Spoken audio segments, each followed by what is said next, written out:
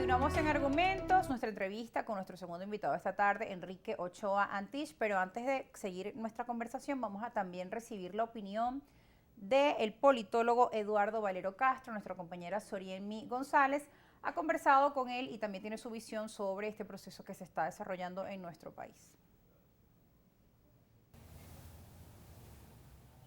Buenas tardes, Rosa Colmenares, un gusto saludarles a esta hora. Conversamos con el politólogo Eduardo Valero, y quien es el profesor de la Escuela de Ciencias Políticas de la Universidad Central de Venezuela, para evaluar cómo se encuentra el panorama político luego de esta campaña que ha emprendido el gobierno nacional en contra de la corrupción, donde se han visto involucrados diferentes funcionarios. Veamos.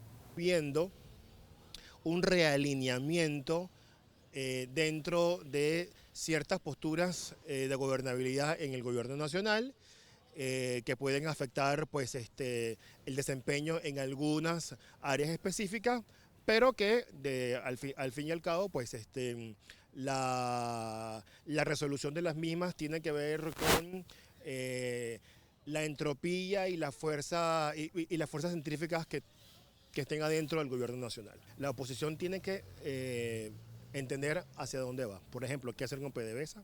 Volver a buscar generar acuerdos de gobernabilidad e ideas claras para, si quieren aspirar a consolidar el poder, a llegar al poder por vía de las elecciones, intentar ponerle a la política venezolana la palabra racionalidad y poder generar acuerdos. Creo que el gran reto, tanto para, digamos, las fuerzas del Partido Socialista Unido de Venezuela, que están agregadas bajo el proyecto político que tiene y que lidera Nicolás Maduro, y lo que tenga la oposición, lo mejor es empezar a abrir los espacios para generar gobernabilidad y confianza.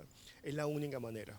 La mesa de negociación de México es fundamental porque es ese espacio de posible destranque. Cuando dicen que no, es porque hay un sí.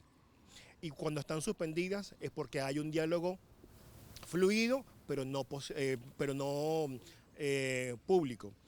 El hecho de que entre Venezuela y los Estados Unidos no exista un reconocimiento jurídico y político y diplomático, eso no implica que existan mediadores entre el gobierno del presidente Biden y el gobierno del presidente Maduro. Para poder destrancar hay que conversar y habrá que esperar los anuncios que puedan venirse. Creo que el mes de abril es fundamental porque si mi memoria no me falla, Chevron necesitaría un permiso adicional por parte de la OFAC y por parte de las autoridades norteamericanas para seguir extrayendo petróleo. De acuerdo al profesor Eduardo Valero, en este escenario político actual sigue siendo esencial que continúen las negociaciones entre el gobierno nacional y la oposición. Con este reporte regresamos con más de Argumentos.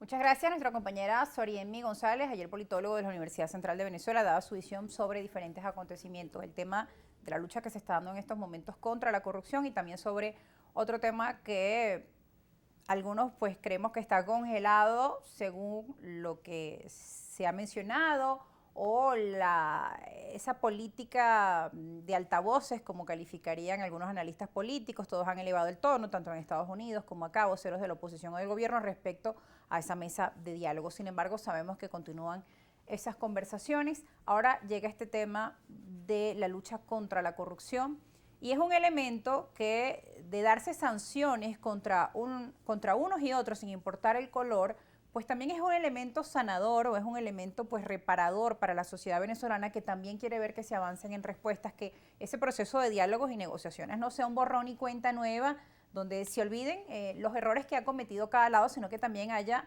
pues una revisión, que haya una autocrítica y que se consigan y se castigue también a los culpables de actos de corrupción.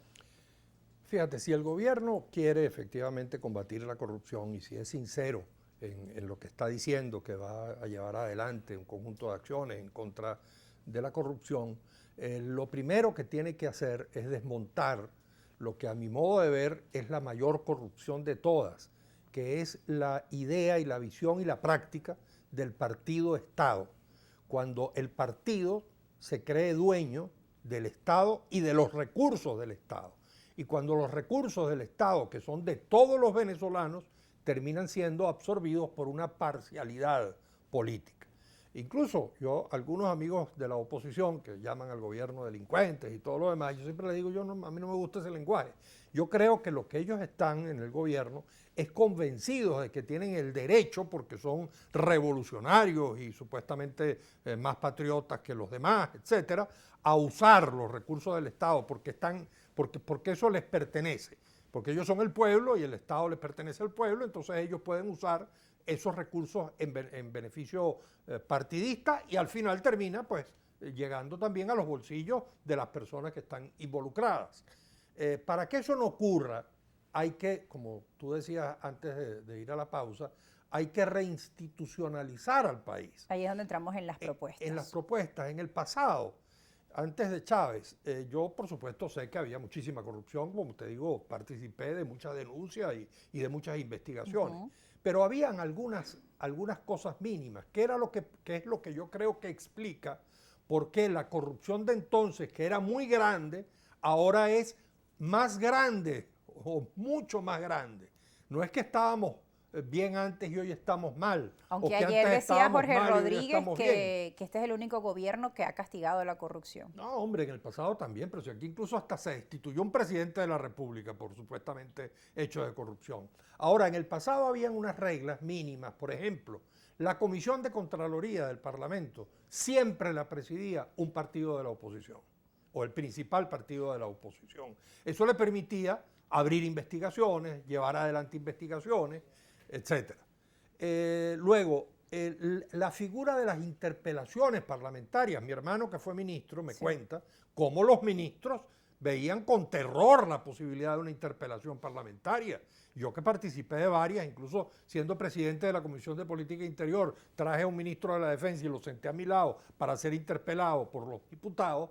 Bueno, esas interpelaciones eran a puertas abiertas, con todos los medios de comunicación presentes dentro de la Asamblea, claro. Entonces, eso es un factor de control social, donde la opinión pública controla. Incluso la designación del Contralor, siempre de alguna manera, el principal partido de la oposición tenía que ver con la designación del Contralor. Entonces, si no hay este equilibrio, si los poderes no se controlan unos a otros, es muy difícil poder combatir la corrupción y, como te digo, no se la va a combatir con simples operativos ocasionales, epilépticos, episódicos que se puedan llevar adelante. Sino con un trabajo más profundo, y ahí está su propuesta. Gracias, bueno, gracias por Rosa, acompañarnos durante esta tarde, Enrique. Muy agradecido. Y muchas gracias también a nuestra audiencia por estar en sintonía. Nuestras cuentas en redes sociales a su disposición. Por aquí le escribía Darío Lozada Mendoza, que agradece su participación en el programa y que por qué no se lanza a precandidato presidencial. ¿Qué te parece? Si tuviera un poquito más de plata, de pronto lo pienso. Bueno, gracias por estar con nosotros. Nos despedimos. Será hasta una nueva edición.